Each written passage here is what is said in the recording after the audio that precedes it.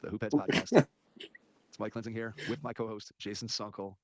AKA. It is currently 11:50. Jason has entered his screen name as depressed Cavs fan.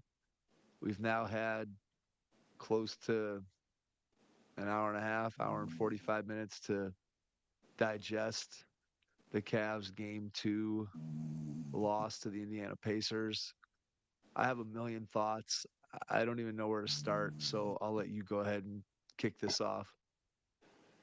Well, listen. So I'm sitting here thinking, and I was like, I don't even like you said. I don't know where to start. Here's what I'm gonna say. Like the Cavs came out with the right game plan. Wait, no, wait, stop.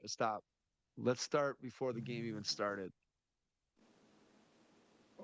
So we hear Mobley, Hunter, and and Garland are not playing.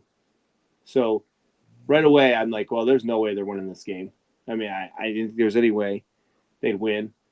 Um, and lo and behold, Mike, here and I told you this. I told you this before the game started.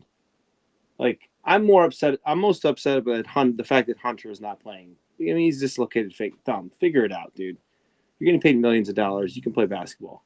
Okay, your How do you team not needs you. how do you not play, man? Like How do like those it guys was clear, Mike. I don't know if you saw. Did you see Mobley? Like, there's no way he's playing on Friday, dude. That guy, he's having a hard time. He was having a hard time walking. Like, there's no way Mobley is playing. I just come on, man. You got to suit up. I look, you may not be able to walk, but Evan Mobley not being able to walk is better than what we witnessed tonight.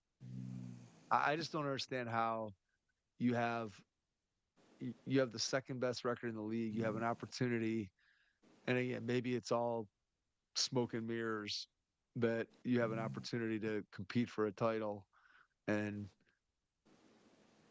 you just you don't play. I don't I don't understand how you don't just they had to win that game tonight. I don't understand how you don't play. So so that's would neither you here have nor you there. giving them a 0% chance to come back down to 0-2? If you give me all three of those guys back on the floor, I think you have at least a chance. You can't look. You can't say that they have a good chance. I don't know after what I witnessed tonight. I just have so many questions about this team. So let's take it back to the Knicks 2 years ago. You come into that series feeling like, hey, had a really great regular season, young team, we're on the come, and boom, you just get punched in the mouth by the Knicks and no response whatsoever in that series. And last year you have all the injuries and okay, whatever. You lose to Boston, but you didn't have anybody left. There was questions about whether Jared Allen should have played, shouldn't have played, whatever. And now you have this. What do you do if you don't come back from this 2-0 deficit, which seems highly unlikely based on what we've seen? Can you run this back? Look, I just I was so discouraged by just the fact that those guys didn't play. I don't know how you don't suit up and at least give it a go for 5 minutes and see what you can do. And I'm not a doctor, but I don't understand. I don't understand how you don't play. On your All right, you can rankings of continue. the three players, who are you most disappointed in? Are you like me? Is it DeAndre Hunter and a dislocated thumb? I don't know. I don't even know. Like, okay, so I know turf toe and it hurts and whatever, but I just I don't see how Garland doesn't play. I don't see how DeAndre Hunter doesn't play. And like I said, Mobley, eh, I mean, he may not be able to walk, but like you go out there and give it a go and see if it loosens up. Play for 5 minutes, and if you can't go, you can't go. But and I know I'm sure he's testing it before that and whatever, and people can say I'm crazy, but I just you have you only get so many opportunities to have the type of season that this team had, and to throw it away on three of your top six players not being in the game. I don't know. I And just here's what I'm gonna find say, Mike. I literally I can't relate to it. I just don't know how you don't play. I literally had a text in the chamber. I was gonna send you a text with when they were up with like 2 minutes left, saying, is this Donovan's best performance as a Cleveland Cavalier? Because like I know he had the 71-point game, but that's not a high leverage situation. That was against a bad team, right? Was that Charlotte that he did that against? I can't remember, to be honest with you. But like that was his best game he's ever played as a Cav, right? Yeah, uh, I guess. I mean, I don't know that there's. He had didn't the game they beat the Celtics last year. He had a big game in the playoffs, right? Was that game two? Was it 1-1 in that series ever, or was it 2-1? I can't remember. It feels I like don't he had a remember. big game. He had a No, big game. He didn't play in Game 3. We were at Game 3, Mike. Weren't we at Game 3 or were Game we at two. Game? Maybe it was You and game I. two. You Yeah, and no, I I went know, but I'm saying I think it was he had a good game in that series in one of the he had a good game in that series before he went out. I felt like Yeah, I don't think it was that. I that's don't why think it we was as good as he played tonight, though. I mean, he was out there. I mean, he okay. literally was a one So man show. all right. However, can I can I make a Oh, give me a counterpoint? break. Can I Give make me a a. counterpoint? Can I make a counterpoint? They didn't lose the game because of Donovan Mitchell, Mike. I'm not saying they lost the game because of Donovan Mitchell, but can I just make a counterpoint? I'm just Go ahead, Mike. curious. How many minutes did Donovan Mitchell play tonight? Do you know how many minutes he played? I How don't many know off minutes the do you top of think my he head. played? I would guess he played like 38 He played. I want to make sure I have it correct. because he sat for a. I remember him sitting for a minute and a half in the first quarter. Then he sat for like a. 36, 36 minutes. Now look, he's carrying that team completely on his back, and no one else on the Cleveland Cavaliers tonight could do anything. Dribbling the ball up the floor, inbounding the ball, making a shot, and so Mitchell had to carry everything. But he was exhausted in the middle of the third quarter. Yes? No? I mean, I but he. I mean, you didn't see? So you didn't see the first half though, right? You didn't see any of the No, first half. I didn't see any of the first I half mean, because I was at so he had practice. like I think he had 11. How many free throws did he shoot in the game, Mike? 20 something. 20, 20. Like all his free throws in the first half, Mike, he got annihilated going to the All right, lane. 21, 21. Look, I'm not in any way, shape, or form blaming Donovan Mitchell, but we've seen guys play 46, 47, 48 minutes. And the fact that he couldn't get the ball in bounds and dribble it up the floor in the last 4 minutes was alarming. That was alarming to me when they needed him to be able to do that. And I'm in no way, shape, or form blaming Donovan Mitchell. There was the rest What of was this Ty team Jerome? What was was Ty Jerome's shooting tonight, Mike? 1 for 14. One for Okay. 14. How much money did Ty Jerome throw away tonight? How much money did he Well, in the lose last tonight? two games, Millions he and just millions of became very dollars. he just became affordable for the Cleveland Cavaliers. My friend texted me. Millions and millions and millions and millions of dollars Ty Jerome has thrown away in these last two games if things don't turn around. It's crazy. Yeah. So look, I don't know. Mitchell played 36 minutes and looked like he had played a quadruple overtime game and literally couldn't move at the end of the game. And I know he was carrying a huge load, which him carrying that load is part of the problem. However, I don't know. It feels like you should be able to play at a. He should have been able to bring the ball up the floor Well, he's in the clearly last four hurt minutes of the too, game. Mike. He Let's is also hurt. I agree. I agree. He is hurt. he's There, clearly it hurt definitely. and he's a man and he's playing through it. I Like agree. So I agree. I'm not here to criticize Donovan Mitchell. I'm really not. I just felt like playing 36 minutes only when you got to be able to bring the ball up the floor against pressure or get the ball in bounds listen, or Mike, I'm something. what a stretch you probably didn't see. You didn't see the second quarter. My man came out. Craig Porter Jr. came out on the floor. He had like a 5 minute stretch. Why they didn't put him back in for like a few minutes in the late third? Because he did great. He took two shots, I think two shots, and one of them was he got a steal in transition, and he missed a three, but he was at least like functional bringing the ball up the court. He was more functional than Ty Jerome bringing the ball up the court. Like as you pointed out, You had to do something at the end of the game to just they literally couldn't even inbounds the ball in the full court. They literally couldn't even get it in. And then whoever got it couldn't and dribble the ball up the floor. yeah, listen, I don't know. There was a stretch in the second. There was a stretch in the second quarter that had Mitchell out there. Like Javon Green played really well. Javonte Green played really well when he was out there. Like we saw zero Tristan Thompson minutes, which you and I thought was a shoe-in tonight. Zero Tristan Thompson minutes.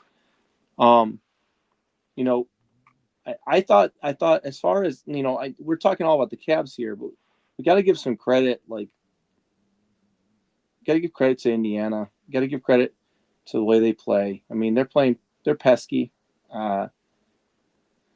Listen, Halliburton, man. We were talking. I mean, we've talked about Halliburton a lot, and I give him a lot of credit. He got hurt tonight too. I don't know if you did. You hear it? Did you see it or not? I didn't see the injury. Something but with his wrist, something with his wrist. And they had done X-rays. So I mean, are we revisiting who knows? Are we revisiting the Darius Garland, Tyrese Halliburton debate again for like the 16th time? I don't know. We'll see. We'll see if does Darius Garland play a game or is he done? And if that's the case, then we could, next. I think we can safely move Halliburton ahead on the scale right now, considering that Darius can't even get a uniform on. Yeah. So, but the bottom line is this, Mike. The reason that we play these games is because you never know what's going to happen. And the bottom line is we were the better team in the regular season, but right now we are not. We're hampered. We're injured, and we're not playing well. I mean, they shot terribly from three again tonight. Better, okay? They shot better, but I mean, Merrill hit 4 threes, but then they didn't get him the ball at all. Dean Wade hit 2, I think, Mike, your boy, Dean Wade. Dean Wade hit 1. He hit 1. Okay. I think he maybe took 2. Did he take 2? 1 for 4. Oh, he took 4. Okay.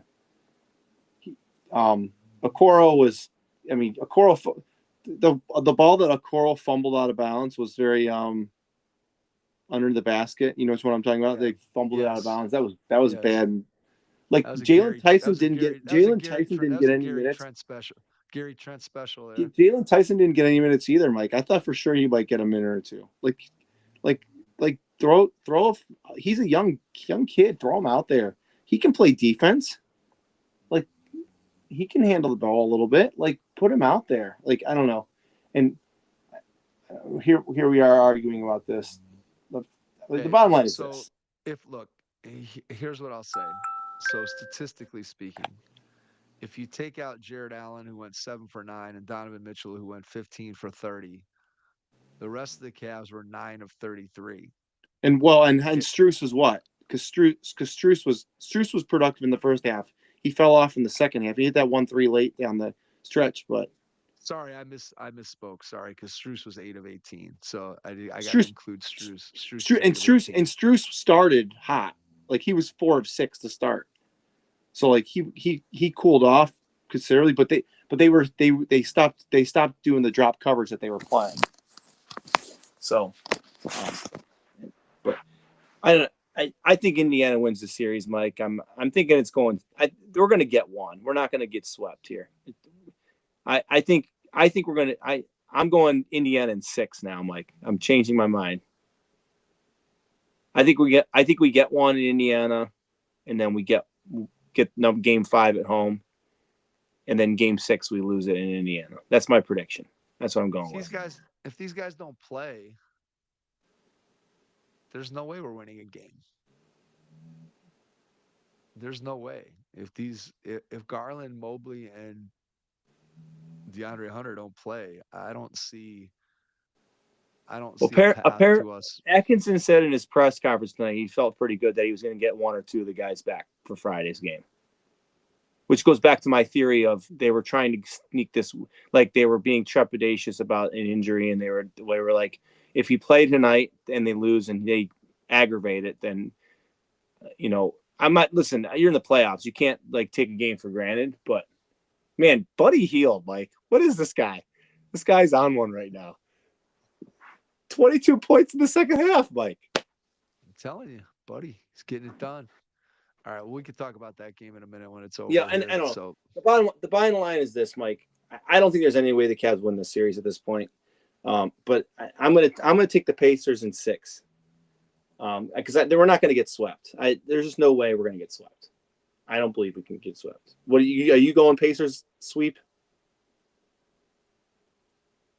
If these guys don't play, I think for sure it's a sweep. If we're not ifs, we're not ifs. We can't prognosticate whether they're going to play or not. Like, you just need to make a decision whether what's going to happen. It's over. Pacers in 4. Pacers in 4. Pacers in 4. Okay. So it comes back to playoff basketball versus regular season basketball. One of the things that you look at, and we'll talk in a little bit about Oklahoma City, and we can talk about the Cavs and what made those two teams the best two teams across the regular season. Obviously, is they have top end talent, right? The Cavs have 3, potentially 4 all-star players. Oklahoma City has Shea, who's arguably going to win the MVP. But a lot of what made those two teams successful is just the depth and the fact that you could run out. We've been saying it all year with the Cavs is they just don't play bad lineups. Well, guess what? When you take out 3 of your top 6 players, you end up playing a lot of bad lineups. And playoff basketball, you look at Donovan Mitchell's 36 minutes, and I'm pretty sure that there hasn't been one game this season where Donovan Mitchell has played 36 minutes where he looked like he could barely function after playing 28 minutes the way that he looked tonight. And playoff basketball is just a completely different animal than regular season basketball. And the league can spin that any way they want. The season's too long, 82 games. Just at a certain point when you're flying from city to city and you're playing 4 games in 5 nights and you're playing back to backs. And I know the league's tried to limit all those things, but the fact remains that regular season basketball just is a completely different animal than playoff basketball when it comes to matchups, when it comes to teams being prepared for one another, when it comes to the effort that's required in order to win a basketball game. And I think we saw that tonight. Look, any team where you take away 2 of their 3 best players is obviously going to struggle. And so it's hard to pin blame on any one person or any aspect of what happened because you're just missing too much talent. But man, you go through the plays that had to take place and the things that they just couldn't do in the last 2 minutes of that game. And it was unreal. I mean, you start with every time Indiana scored and picked up full court, the Cavs either turned it over, had to call a timeout, barely would get the ball in and then over the timeline. So you start with that. You had to call a couple timeouts because you couldn't get the ball in bounds, which then on the Halliburton drive that turned into 3-point play, which Mitchell pretty much went straight up based on the reviews that we've seen. I don't claim to have any knowledge of what these officials are looking at because some of the things that are reviewed and then go a different direction than what you think they're going to go. The referees definitely are fans of the zag when it comes to what everybody thinks they're seeing versus what they end up calling. But the fact that they had no timeouts to challenge that play was, I think, huge. You look at the two box outs and say what you want, and we talked about it before. In real time, I'm like, is he allowed to? Maybe I'm not as familiar with the rule in the NBA because it just doesn't happen very often. Again, difference between playoff basketball and regular season basketball, but I'm pretty sure that you can't run from the 3 point No, the line last 2 minute report. The last 2 minute report is going to say that that was an incorrect no call. INC. almost behind on the Neesmith was almost past Siakam by the time the ball was even out of Siakam's hand. I mean, he was definitely even with him as Siakam's releasing the ball, which I don't even know if you're allowed to leave before the ball hits the rim when you're No, you're one. It outside has the. to leave his hand. Has to leave his hands. It was the rule. I Okay. saw people Okay. were tweeting it out on Twitter. That's why Okay. I know. So if that's the rule, and if you're not allowed to get past the 3 point line until that, clearly that was a violation. I mean, it wasn't even close. That was not even remotely debatable. If the rule is it has to be out of his hand when it crosses the free throw line, I still think he probably was in violation of the rule. But if it's he had to get past the 3 point line, then to me there's that wasn't even close to that. But nonetheless, and I guess you can say, well, the Cavs as they're boxing him out, and Mitchell was next to Neesmith, but if he violates the rule, you're not going to box out a guy at that point because you don't think he can leave yet to go in. And clearly they were both kind of caught. Him and Ty Jerome were both kind of caught off guard. But you're also not expecting a guy to be able to blatantly break the rule and get to the basket. Nonetheless, someone somewhere has to grab that rebound. And then you have the box out on the final play where Halliburton, it almost looked like, honestly, like he missed it on purpose. Like when he took the shot, I was like, is he missing that on purpose? But, or he short armed it. I don't know which one.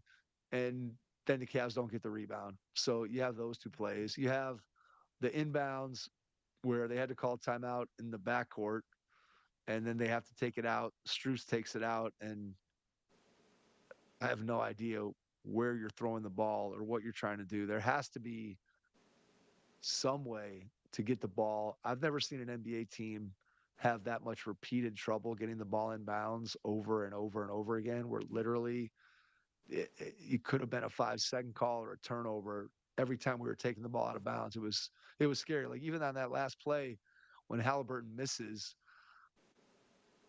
you were scared that if he made it, are we even going to be able to get the ball in bounds? And so part of me was like, oh God, he missed it.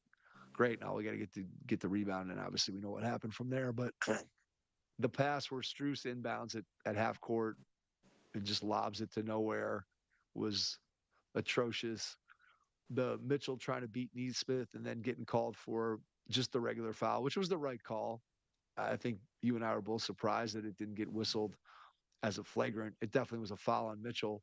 But again, the fact that we can't bring the ball up the floor, I don't know. It was just, it's one of those things that we can go back, and this is almost the same conversation, right? We had with the Milwaukee, Indiana game 5, right? That when a team's up 7 with 58 seconds to go or whatever it was today, and in the case of Milwaukee, when they were up 7 or 8 with 45 seconds to go, there's just so many things that you have to do wrong in order for it to actually take place that you lose that game. And somehow the Cavs and the Bucks last week somehow managed to do that. It was just a ridiculous game in Well, so many we officially ways. have history, Mike.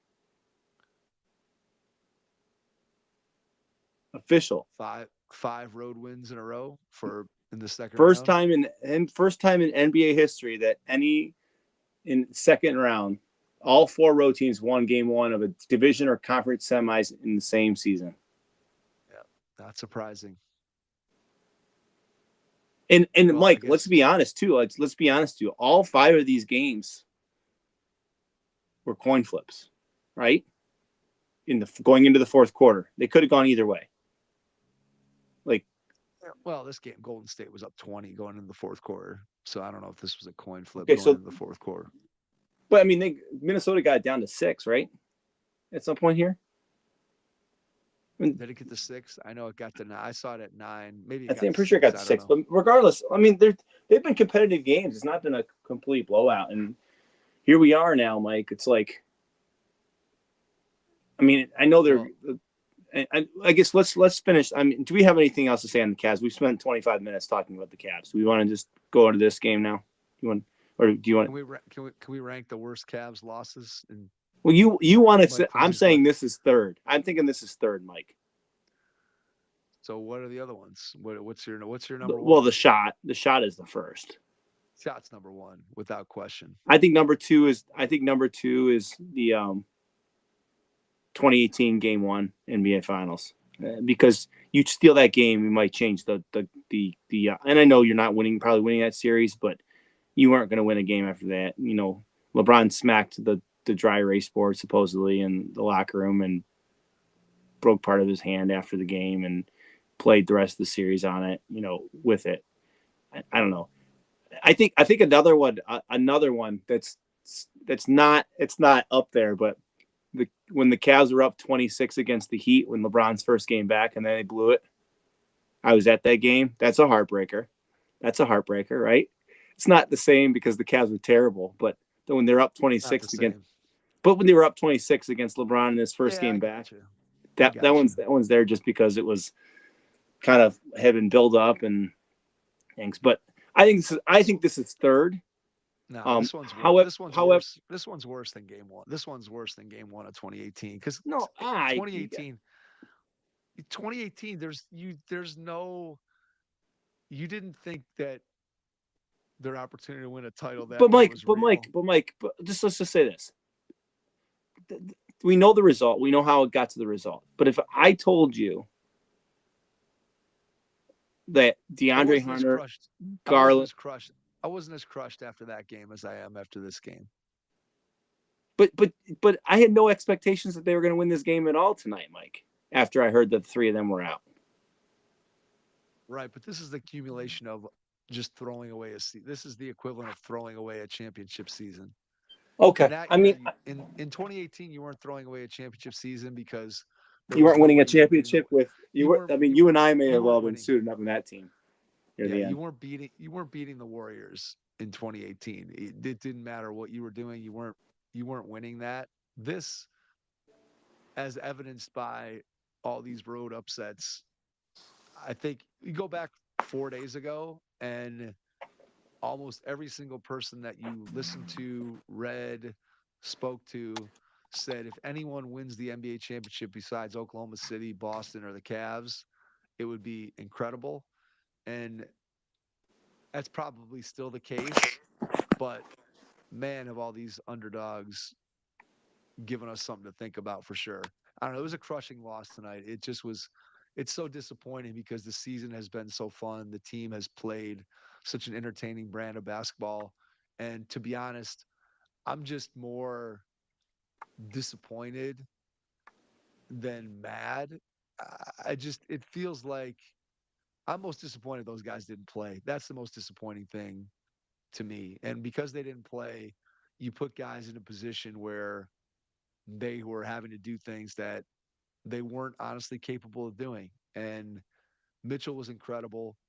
And yet at the same time, they needed him to be better in the last 2 minutes. They needed him to be able to bring the ball up the floor, but he had no help. And so it was just eminently frustrating. And it's sad that you just don't get many opportunities to have seasons where your team wins 64 games and is one of the 3 favorites for the NBA Finals. And now you're staring down.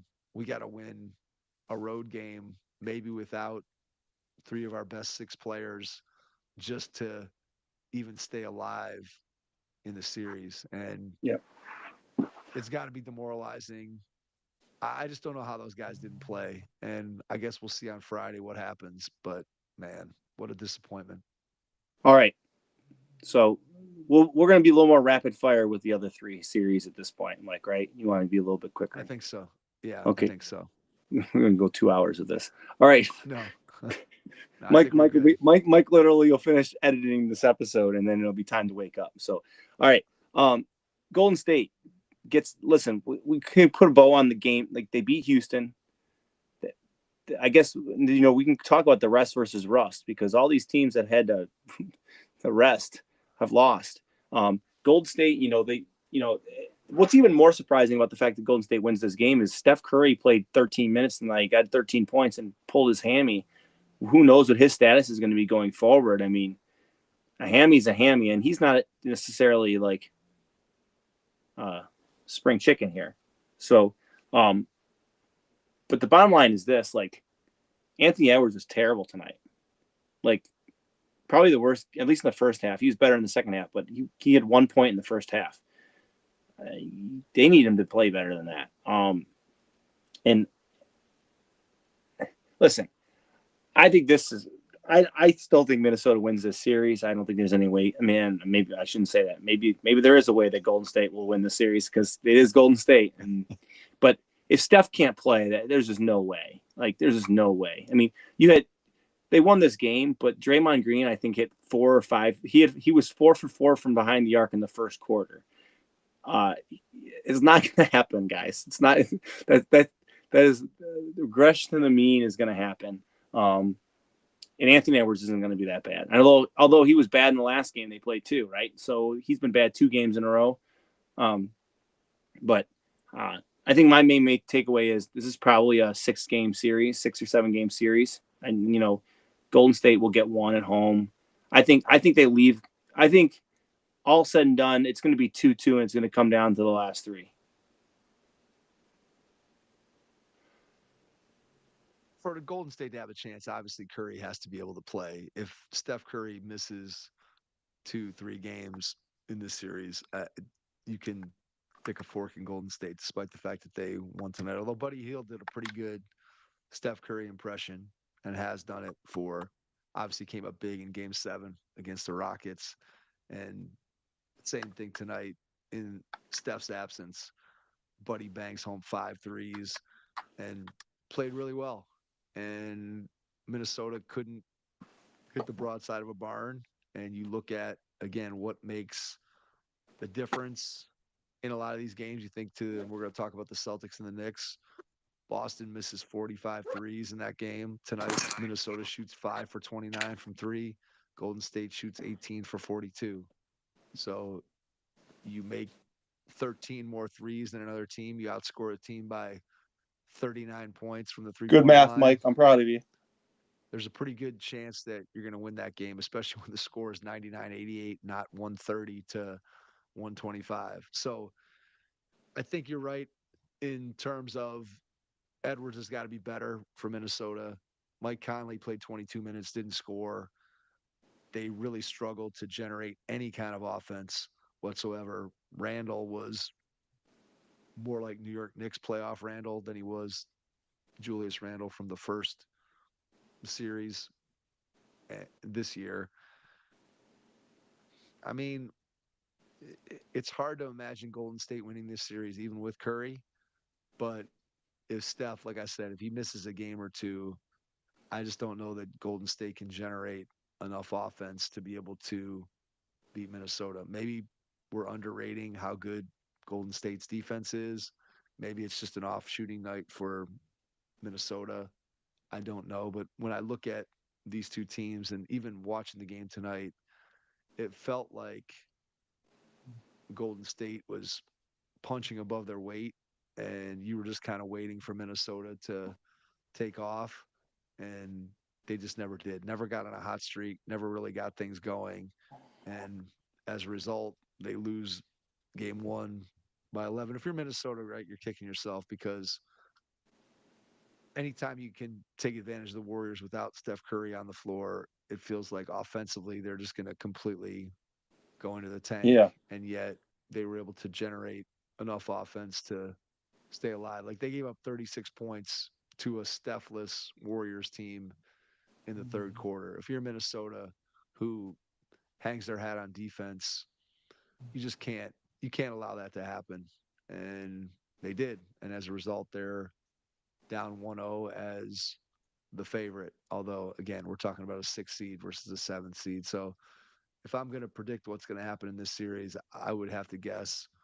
I'm going to say Minnesota in 6 like you. I think probably they come back and win game 2, split in San Francisco, and then close it out in games 5 and 6, just because I think Minnesota is the better team. I'm almost amazed. Look, Houston was so offensively challenged in that last series, and what they did in Game 7, they just could not score. Jalen Green had one good game where he had 38 in that series, and I think his high in the rest of the series was 13, and just they couldn't. Houston could not generate any offense, and so that put Golden State into this second round matchup with the Wolves.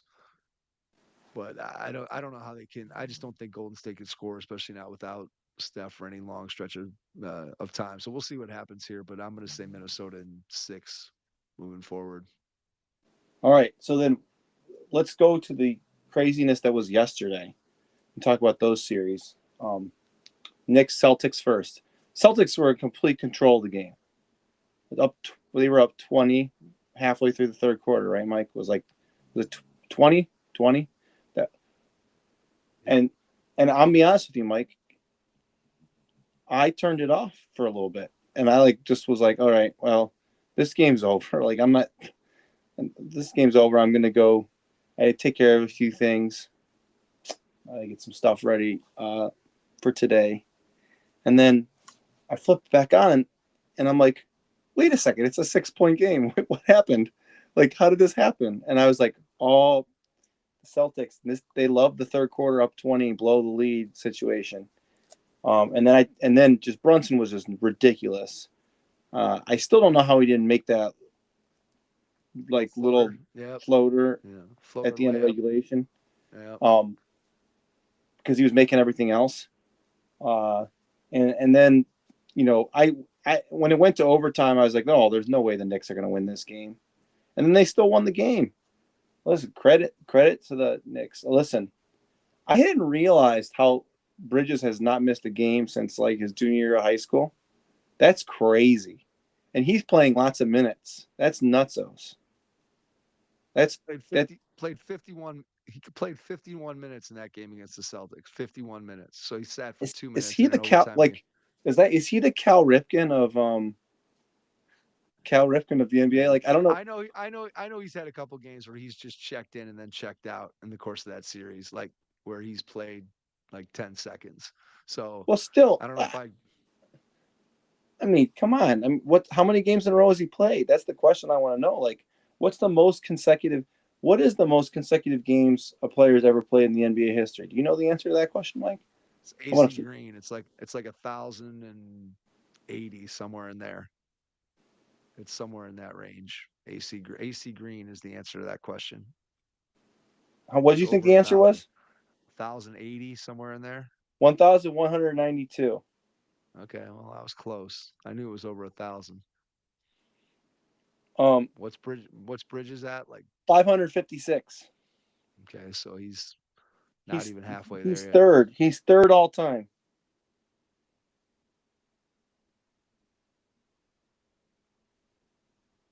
So here's a question for you. Can I ask you a question related to the Knicks and Cavs? Knicks and Cavs? Yeah. So these guys for the Knicks, one of the things that we've been complaining about, or people complain about all year, is that these guys play too many minutes. And one of the things that the Cavs got praised for all season was that their starters and Donovan Mitchell had a lightened workload and didn't have to play that many minutes. So tonight, when you needed Donovan to maybe play 44 minutes, and like I said, he was exhausted after 28 minutes. And I understand the workload, but man, I just compare and contrast, and it just feels like, I mean, you look at these Knicks guys in that game, Brunson goes 44 minutes and hits two huge shots down the stretch, and I don't know, man. I just can't help compare and contrast. Look, that the Boston New York game came down to the fact that Boston just relentlessly jacks up threes, whether or not they're going in. And some nights they're going to go in, some nights they're not. For Boston, the majority of the time, hence their 61 wins in the regular season, most of the time, the math is going to work in Boston's favor. And last night, it just didn't. And the Knicks were there to take advantage of it, played well.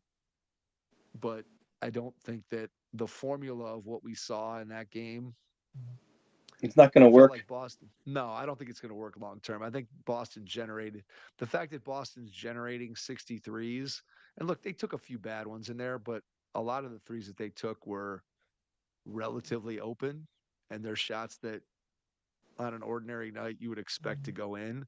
It almost felt like as you're watching that game, and obviously you and I are rooting for the Knicks, that as you're watching it and those shots are going in the air, you're cringing because you expect them to go in, and then you're pleasantly surprised when they miss. And I felt like there was a lot of shots like that.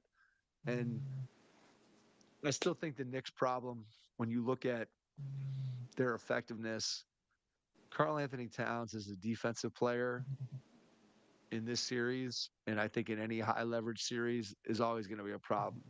Whenever he's involved in action, he just gets lost, and he has a hard time staying in front of people. He has a hard time not lurching into stupid fouls, and he's just not an effective enough defender for a guy who's going to be on the floor the whole time and who is sort of I don't want to say he's the anchor of your defense because obviously he's not, but he's effectively trying to function as the anchor of your defense as your center, and he's just not effective in that role. And so even though the Knicks won that game, it does feel to me like if I look at the teams that are down right now 0-1, I think Boston is in the least amount of danger is what I would say.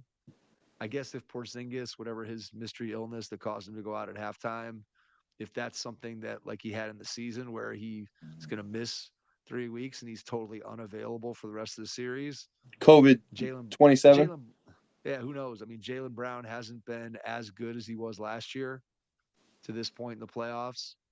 So maybe you can argue that Boston is a lesser version of the team that we saw last year that won the title.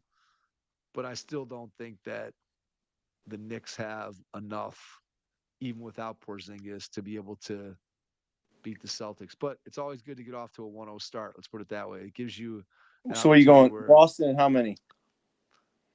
I think this is a 6? Boston in 6 probably. I feel like they're going to probably get the next one. The Knicks get one in the Garden, and then Boston closes them out and wins it in 6 is what I would say. I just don't think the Knicks just don't have enough defensive answers. As good as Anunoby, Bridges, and Hart are defensively, the fact that Brunson and Karl Anthony Towns are such weak links in what they're trying to accomplish that Boston just has so many places to attack, and they're not going to shoot the ball as poorly. Boston's problem is they shoot themselves in the foot so often. They would be an extremely frustrating team if you were a Boston fan to watch because you would keep just asking yourself, why are they relentlessly shooting threes when the ball's not going in? And it's not like they don't have talent that can get to the basket. Both Brown and Tatum can get to the rim. We know what Yeah. Drew Holiday can do inside. Derek White's capable of driving the ball to the basket.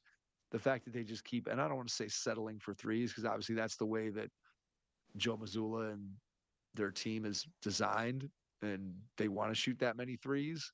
But it just feels like on a night when you're going cold, that you got to look to try to do something else. And all that being said, the game went to overtime, and they were right there and easily could have won it both in regulation and in overtime. So I'm the least worried about Boston when it comes to which team I expect to advance out of this round of the teams that are of the home teams that are down. I'm the least worried about Boston. Yeah. Who is this Jimmy Butler, Mike? Did you see I mean, we're recording the post game. They asked him, "What'd you learn from game one?" His response: that Steph is our best player, and when he's not on the floor, it makes our jobs a lot harder. It's true. That's definitely true. And But look, what is this guy's attitude? Look at this guy. He's a new man. Golden State culture. Forget the Heat culture. Golden State culture, baby. listen, it's Jimmy Butler got paid culture. That's what it is. Jimmy Butler would have been happy if he had gotten paid in Miami. He'd have been happy if he had gotten paid wherever else he would have gone. Give Jimmy his money, and Jimmy's happy. He's So Himmy Butler. All right. happy Jimmy is a Jimmy you want around. Unhappy Jimmy is a guy who's gonna set your place on fire and try to get out of town. All right. Okay. So then let's talk about the last game. Okay. Okay. And I'm really mad at myself, Mike, because I almost texted you with 6 minutes left in that game last night saying, the more and more that the Nuggets hang around, I just feel that Jokic is going to be too much to stop, and they're going to end up winning this game. And I did not pull the trigger on the text, and I was really mad when they ended up winning. And I was like, dang it, I would have felt really, really good about the text message that I sent you, because it was exactly what happened. They just hung around. Oklahoma City, what the Cavs did tonight, Oklahoma City also did. They blew it. The timeout. They had the lead and didn't manage the clock properly. The fouls, theirs was more self-inflicted. And I understand the idea of fouling, right? But they you didn't. Not when foul. the ball gets not even inbounded yet. Like No, the I ball gets agree. inbounded and immediately foul. You let them go. Let Correct. them burn a few seconds off the clock. Correct. And the foul when Jokic is on the bench, I think if you're evaluating that entire situation, even if your philosophy is, hey, up three, we're going to foul. When you see Jokic on the bench and the fact that Denver has no other timeouts, I think you have to at least, and maybe they did, maybe they didn't, I don't know, reconsider, should we let this There play ain't no out time to because they can consider. get They fouled right away, Mike. right. But I'm saying, well, yeah, I guess you're probably right. But it feels like that's a situation where even if our philosophy is, hey, we always foul up three, because that's one of the things, right, that we've talked to coaches or we've asked people, hey, what do you do? And so many times the answer is, well, you can't really decide in the moment. That's something that you got to think about beforehand. So you're not making a decision in 5 seconds. You're thinking about, hey, what gives us the best chance to win? And so if Mark Dagnall and the Thunder's thought process is that fouling up three gives us the best chance to win, I understand they're not necessarily wrong. However, as you said, when you foul immediately when the ball comes in, you're not running off any time, which means you're going to have to do it more often, which means your players are going to have to make more free throws. Plus, I think when Jokic is off the floor, you want to keep him off the floor. And the fact that they fouled immediately and they fouled on the possession where Jokic is out of the game, which allows him to get back into the game. Clearly, those two things were mistakes and self-inflicted in that case. And yet, at the same time, a million things, just like the Cavs and Pacers game tonight, a million things had to go wrong for Oklahoma City to lose that game. And Chet's two missed free throws, does that haunt him? Is that something that gets inside his head? Does that affect him moving forward in the series? I have no idea. Remains to be seen. Jokic just was down the stretch of that game. He hits the jab, jab, jab, jab, three over Hartenstein, which was a huge shot that I think got him maybe to within, that might have got him to within five or within three. I can't remember. I think it was And 4, then but maybe I'm wrong. And then he had the back down on Caruso where he caught the ball at the top of the key. Caruso's on him, and he just turned and banged his way down to a 6-foot floater. I don't know how Oklahoma City didn't come and help earlier. And look, part of the Jokic dilemma, right, is that he's such a good passer. So if you go and double him, you know he's going to generate a good shot for either himself or somebody else. And to put up 42 and 22 in that game, coming 42, off 22, 6, right? six assists, yes, 6 assists. So he was just every bit of the best player in the world. And look, Shea may end up winning the MVP, and Yeah. he'll be The, very just he'll be very deserving of that. But Jokic is clearly the best player on the planet in terms of just all the ways that he impacts the game and the way he does it in big moments. And now he's almost coaching the team. You see, I don't remember in almost, years past, even in almost the coaching title. the team. Like, did you see him yelling? I know I'm saying, but even in the even in the title season, like I just don't remember him being as animated in any of those games in their title run. And in timeouts, during action and play, he just is clearly the competitiveness and what this guy is all about. He's just unlike any player that we've ever seen in our lifetime from an NBA player standpoint because he just processes so fast, but yet the normal athleticism that we would associate with an NBA superstar maybe isn't quite what we think it is, but man, he just is incredible. And then the thing that sticks out for me in that last play of the game there where Chet misses the free throw and Christian Brown grabs the rebound after it hits the floor, and then you got Russ out ahead. And I don't know what your thought process was when Russ caught the ball off that outlet from Christian I know Brown. what the Nuggets broadcast team. Did you see that video? I did, yeah. No, no, no. Yeah. So I think everybody's thought process was no, no, no, right? Because when Russ gets that ball, there's a 96% chance that he's going to catch it and put his head down and go to the rim and try to score. And the fact that he penetrated and kicked it to Aaron Gordon, who was open, was just, it was a great pass. It was a great play. And Gordon obviously knocks down that shot.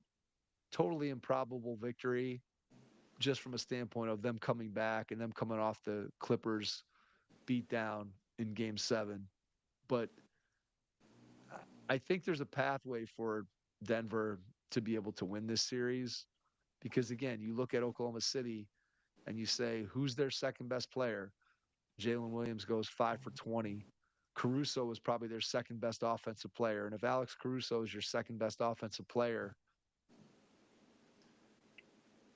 that doesn't bode all that well for what Oklahoma City can do. Now, look, I think they'll be better moving forward, and this series will be.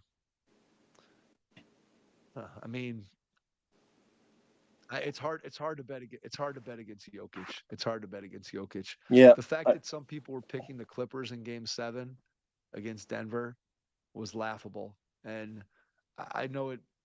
I know we're not talking about the Los Oh, Angeles Clippers, but I have to. I have to bring it up. Come on, man. Game 7, James Harden. It was beautiful to see, and and I thought, I don't know. can I defend him for a second? I thought Sure. I think the first quarter he played well. I think he had like 5 assists in the first quarter, and Yeah, but you look, said, he had 13. He had 13 assists, right? 13 assists to 2 turnovers. But the fact of the matter is that you need more from him. And then the fact that he just disappeared in the 4 minute stretch to start the second half, disappeared on both ends of the floor, disappeared as an offensive player, and basically was a turnstile standing there on defense yeah, in that stretch in the third quarter.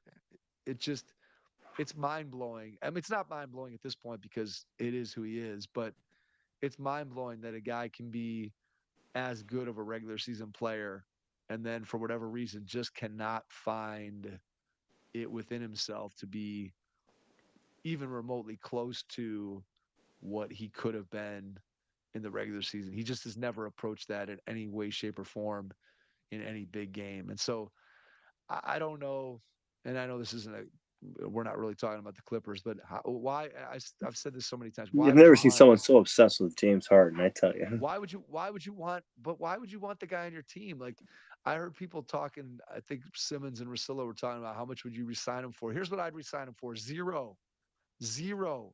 Why do you want the guy on your team? No, you don't want him on your team. I guess if you want to win regular season games, fine.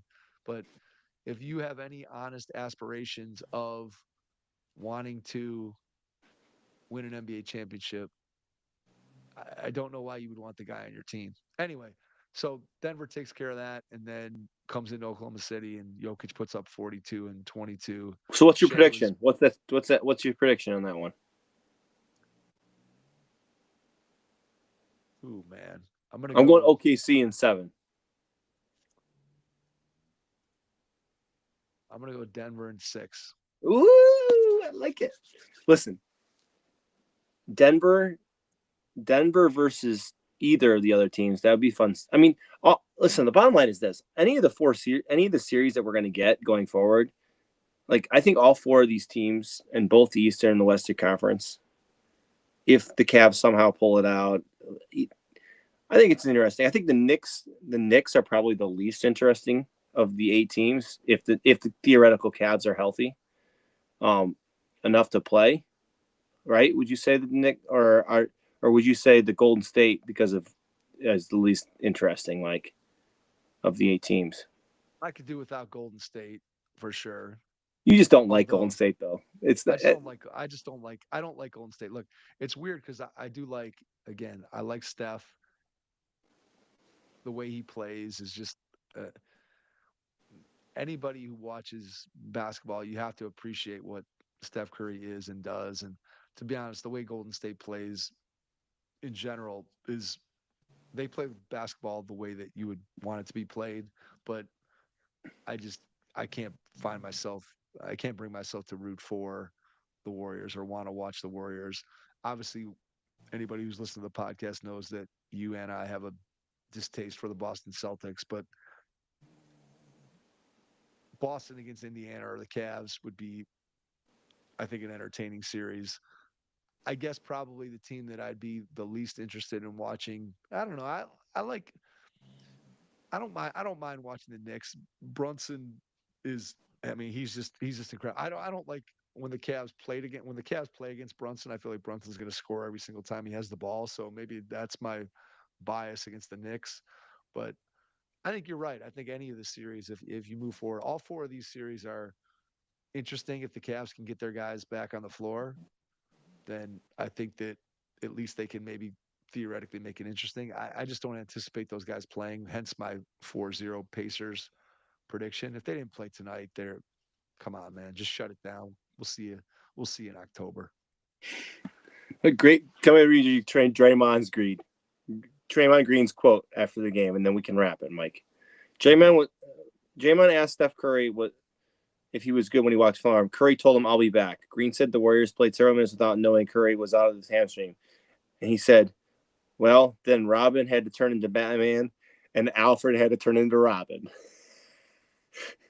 That's a good quote. That's a good quote from Draymond. Which, hey, real quick, by the way, I meant to ask you this question.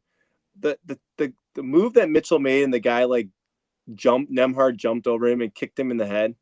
Yes. If that's Draymond Green, that's a flagrant, right? Yeah, but Draymond probably adds a little flair to it and does some goofy extra movement that causes it to be a flagrant. I don't think that's not a flagrant foul in that. I don't think it is either. But I just think that they probably call it on Draymond. Just my opinion. They may well have. We're gonna look back.